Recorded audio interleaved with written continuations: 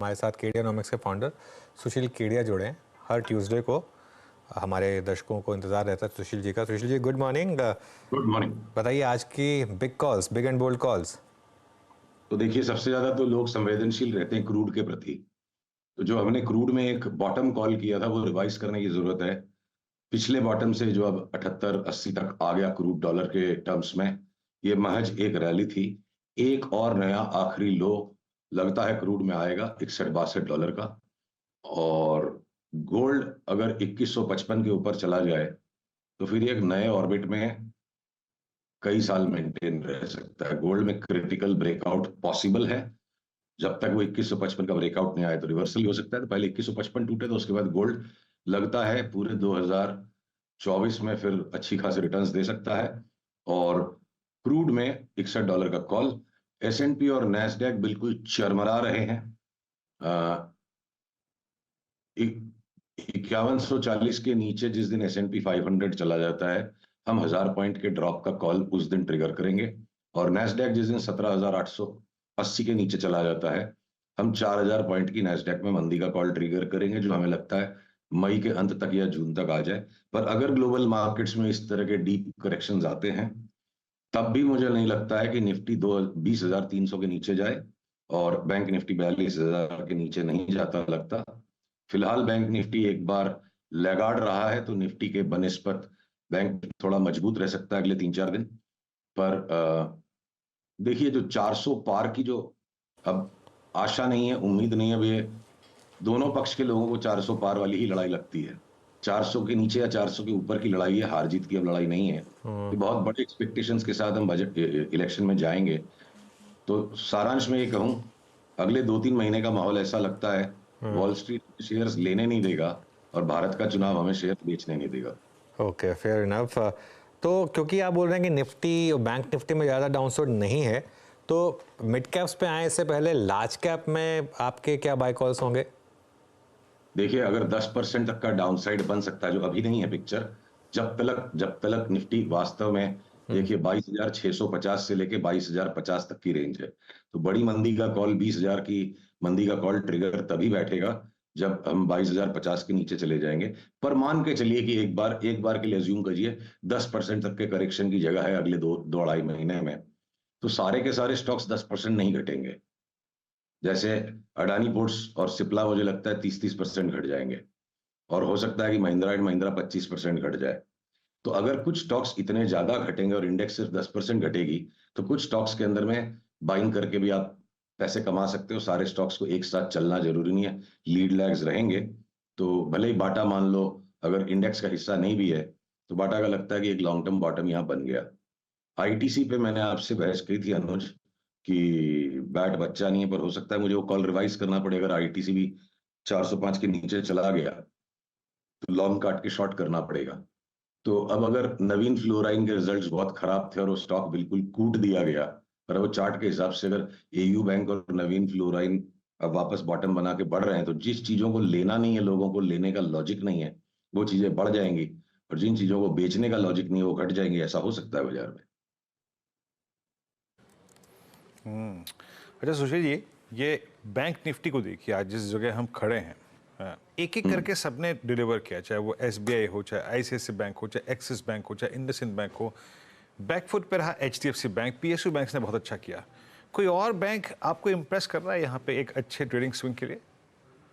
देखिए, HDFC bank पे जो कि अपनी बात हुई थी कि जहां से हमने बाजार की नई तेजी पकड़ी थी कि एचडीएफसी बैंक भी अब नहीं घटेगा, तब उसकी छोटी बहन ये कोटक महिंद्रा की चार्ट अगर पीसीआर डिस्प्ले कर पा रहा है जो मेरे स्क्रीन से, तो कोटक महिंद्रा बैंक ने अब इतना एक कंप्लीट पैटर्न कर दिया इस करेक्शन का। और हमें यहाँ से इरिस्पेक्टिव ऑफ इंडेक्स, देखिए इंडेक्स के साथ हर एक स्टॉक के व्यू को मिक्स करने वाले ट्रेडिंग नहीं कर पाएंगे। तो कोटक महिंद्रा में जब तक ये हरी लाइन नहीं टूटे, तकरीबन 1710 के नीचे अगर नहीं जाता है, तो एक बार 1900 तक की चाल की ट्रिगर कोटक महिंद्रा बैंक में आ गई। तो एचडीएफसी बैंक के साथ साथ एक लार्ज बैंक में कोटक महिंद्रा है जो बहुत ही लगाड़ रहा है, वो बढ़ सकता है। कुछ हद तक इंडसइंड बैंक ने भी देखिए 4 दिन में बढ़ना शुरू किया है। तो एचडीएफसी बैंक, कोटक और इंडसइंड, ये 3 बैंक बैंक निफ्टी पे पॉजिटिव बैटिंग करे और बाकी की कुटाई हो जाए, तो इस तरह का माहौल बन सकता है। अच्छा सुशील जी, मिड कैप में और कोई ऐसी कॉन्ट्रा कॉल या फिर एटलीस्ट वो प्राइस जो कि बहुत समय से डोमिनेट ना कर पाया हो, डाउन ट्रेंड में हो, 52 वीक लो पे या फिर एक मल्टी ईयर लो पे हो, जहां पे आपको स्ट्रॉन्ग रिवर्सल के संकेत मिल रहे हैं, कोई खास स्टॉक मिड कैप में, चाहे वो डेरिवेटिव्स में, चाहे नहीं, कैश इस में? वक्त देखिए कैश के जो स्टॉक्स है ना इस वक्त डोल्ड्रम्स में है चार्ट्स, ना तो तेजी हो रही है उनमें प्रॉपर, ना मंदी हो रही है। और अब मान लीजिए एशियन पेंट्स एक कॉन्ट्रा कॉल बन रहा था और बॉटम टूटता चला गया, तो थोड़ा सा बाजार एक बार के लिए मेरी स्क्रीन रीडिंग पर अजीब सा लग रहा है। और जब बाजार आपको पूरे सिंक्रोनाइजेशन में नहीं लगे तो डेयर डेविल कॉल देने और डेयर डेविल सौदे करना मुझे मुनासिब नहीं लग रहा है।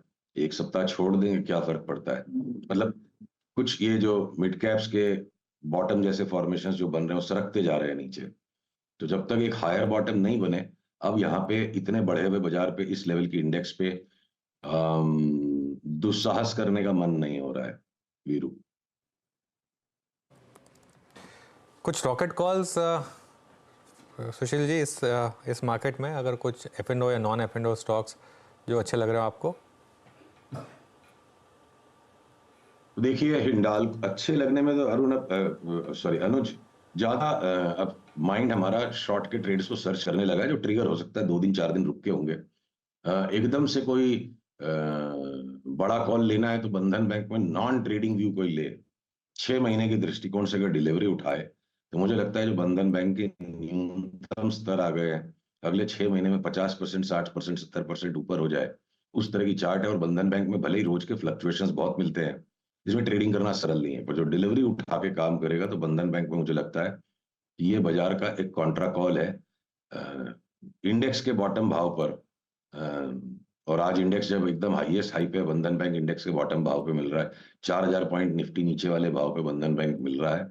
और इसकी फॉर्मेशन हमें कंपेल करती है कि non trading delivery by call में 50 से 70% 6 से 8 महीने में बंधन बैंक में मिलता लगता है। ओके, आईटी स्टॉक्स में अब क्या पैटर्न बन रहे हैं कुछ, अगर आपको पसंद आ रहा हो तो? देखिए आईटी स्टॉक्स में मुझे लगता है 2-1 दिन का और थोड़ा कंसोलिडेशन हो।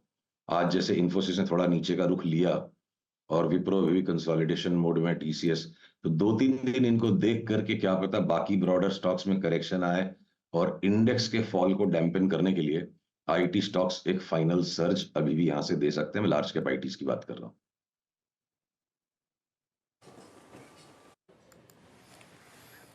ओके अच्छा सुशील जी, प्रीशियस मेटल्स पे गोल्ड में ये जो स्विंग आ रहा है, इस पर आपका कोई टेक है क्या? गोल्ड पर आपका व्यू क्या है इस वक्त?